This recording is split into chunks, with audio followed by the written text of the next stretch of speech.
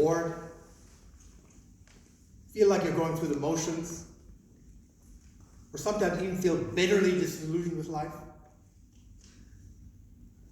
If you do, it's because you probably don't have a purpose. So studies have shown that if you don't have a purpose in your life, that you'll be anxious and depressed, that you'll feel, and in extreme cases, you might have thoughts of suicide, and you'll have substance abuse issues. So how can you actually find a purpose in life? Well, one method is the concept of Ikigai. So Ikigai originates in the island of Okinawa in Japan. And in Okinawa, the people live to 100, there's the most 100-year-olds per capita in Okinawa. And they not only live to 100 years, but they're happy and healthy. So in this talk, I'll first explain what is Ikigai. And then I'll talk about what are the 4 elements of Ikigai. And finally, how you can apply the 4 elements of Ikigai to find the purpose in your life. So what is Ikigai? Iki means life, and Gai means purpose or value. So Ikigai is the value in life or the purpose in life. And Ikigai is more than just the conventional find your passion that you can often hear. It's much more complex than that. So finding your Ikigai is challenging. You have to develop yourself. But if you find your Ikigai, you'll have great relationships and good health. So what are the four elements of Ikigai? The first element is what do you love doing? That is, what's your passion? The second element is what are you good at? Where do you have skill and talent? And the next element is what does the world need? It's your mission. And finally, what can you get paid for? Which is your vocation. So Ikigai is practical. So that's a factor. What can you get paid for? You can't just follow your passion and then get bitterly disillusioned when you find your passion doesn't get you anywhere, and then you just become sad and depressed.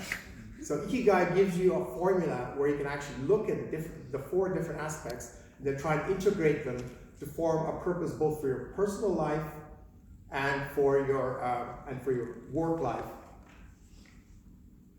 So how can you apply this? So first, let's talk about passion.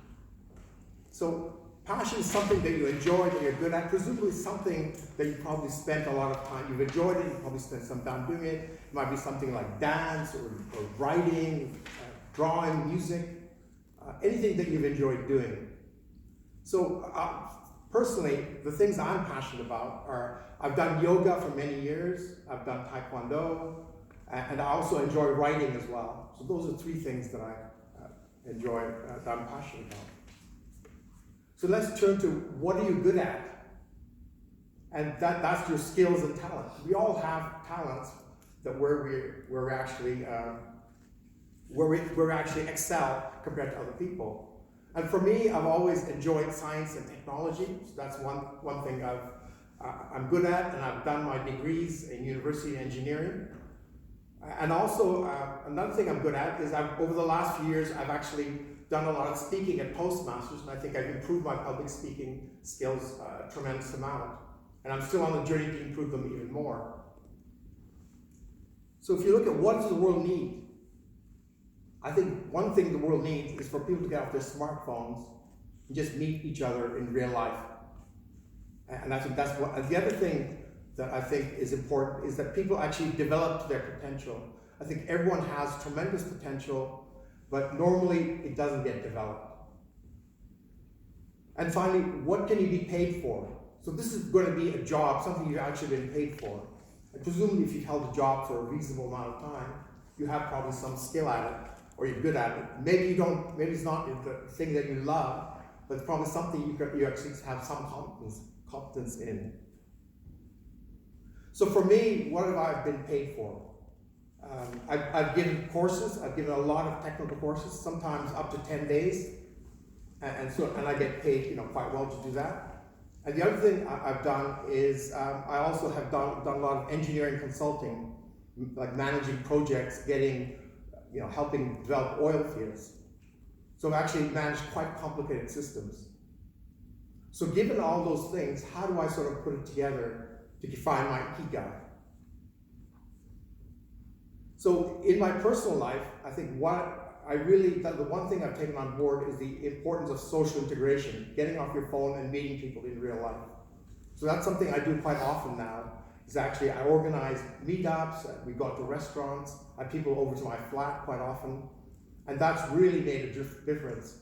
It's good not only for me, but for every single person that's there, because sort of all of us benefit from being together, not just me, but every single person that comes. Now, in terms of work, so I've now tried to combine a lot of my different, all my different areas. So now what I like to do is I've actually done work in, presenting technical training courses. Now I think what I like to do is take that and actually do things like self-development topics, things like yoga, meditation, and self-development topics to help people find their purpose and also to find out how to relax, how not to be stressed out. And finally, I can also, I love traveling, so I can actually incorporate that into it as well. I can take my traveling, and it also provides what the world needs. So basically, it's combining all the different elements to get a purpose in life. So I'd encourage everyone to actually go through this exercise. It's very informative. What's your passion? What are you good at? What does the world need? And what can you get paid for?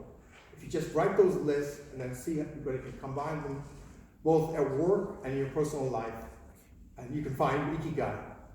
Thank you.